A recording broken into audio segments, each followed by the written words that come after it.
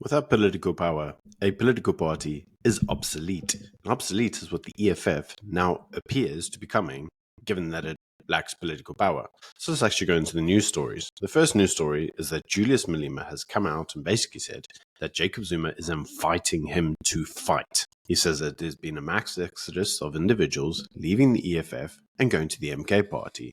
And this, in his words, is Jacob Zuma picking a fight with the EFF. Now, we know this because many of the individuals, upon leaving the EFF, go on to sit in the media and tell stories about how useless the EFF is, and that's why they joined the MK party. Because, the MK party has a lot more of a future in their eyes than the EFF does. Many individuals have speculated why the EFF is in decline. I myself have made numerous videos on this very specific topic. But ultimately, according to Malema, if you look at it, the MK party has grown. It snatched the third largest political party title from the EFF, pushing the EFF into the fourth position, and he says that it's taken a number of high-profile individuals with it that were high-profile in the EFF. According to him, Jacob Zuma is one of those individuals that keep stabbing you in the back while smiling at your face. And he says, you can't kind of be friends with those people. You have to keep your distance. He says you have to remind yourself, we're not together with these individuals. But more interestingly is what he says about the individuals leaving the EFF.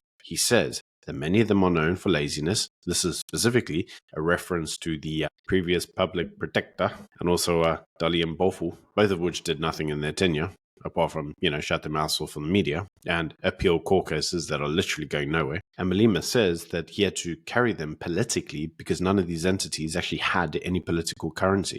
Now, you see, this all becomes very interesting because following the results of the election, the EFF and the MK party created a progressive caucus to fight against the GNU. But according to Malema, they now have an elective conference next month and they may reconsider their position, whereby they may ask the GNU for some involvement. Now, whilst this seems like a completely separate story, completely unrelated, it's not, because in Limpopo, the EFF had organized a march in Polokwane to go to the Premier's office, hand over a memorandum, and basically complain about the lack of water in their province. The Premier had originally accepted and said that they would be there to take over the memorandum, but now has said that they declined to be involved. These two events may seem completely unrelated, but the issue fundamentally is that the EFF is no longer a political force. That's the problem. When they could mobilize mass amounts of individuals, when their name carried some political currency, when their screaming and shouting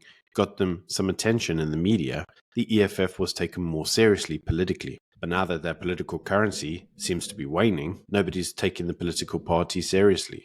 And this ultimately reminds us all of something very important, and it's something that the IFP, the DA, and the PA could all be learning in unions. And that is, without any form of political might, nobody takes your party seriously. In politics, you can take the moral high ground all you want, but without the numbers and the people backing you, your moral grandstanding, your shouting, your ideological position, none of it matters. The only thing that matters is voting numbers. Without the numbers, you're nothing. And so why do I say this? Well, because it now appears that in KZN, specifically where the DA is in a governance arrangements with the ANC and the IFP, the DA appears to be taking a very hardline approach at the local level with the ANC, specifically saying that they're unable to support the ANC in places such as eThekwini until they reinstate Celia Springs as the mayor of Swane. But let's both be reasonable. That's never going to happen. Maybe you can nominate somebody else who's not Celia's. Maybe that will get a formal nomination. Maybe you can put somebody from the IFP, or maybe even somebody from the Freedom Front Plus. But Celius is never returning. You see, political positions such as these can only be maintained on the basis of any form of reputation. And the reputation of the ANC in this instance is on the line. The ANC wanted to get rid of Celia Springs.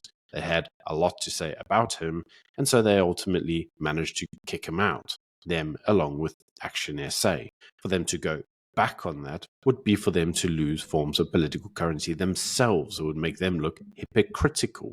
Yes, I know, ANC looking hypocritical, that's like Tuesday, basically. But still, when it comes through to political negotiations, getting Celius back into office is never going to happen. So now we have to ask ourselves a fundamental question. Does the DA want to sit there on a form of grandstanding where they can basically say, yeah, but we told you, just because you kicked out Celius, we're now not prepared to work with you? This will destroy your political currency in the eyes of the GNU, and you don't have the numbers. Because you don't have the numbers, you can't sway things in the way that you think you can. The ANC once told the DA during the last administration that if they want to push forward forms of legislative change, they should focus on winning the election, because winning the election is not what they've done. They've got 20% of the vote, which, whilst it may be a sizable amount, isn't a sizable amount in terms of the numbers. The DA is still only the second largest political party in South Africa and still half the size of the ANC. Ultimately, they need to work with the individuals that they're working with in order to get any form of political change. Constantly going on about your morals and your socio-economic positions isn't really going to do much, is it? You need the numbers, as the EFF has found out. So I, for one, understand why the DA is doing this, but I also think it's foolhardy. Because at the end of the day, together with the GNU, the ANC and the DA and the other GNU parties have numbers. And in politics, numbers is all that matter. Alone, they don't have the numbers to be anything of substance. But in any case, that's just my view. You can let me know what you think in the comment section below. Until Monday, bye.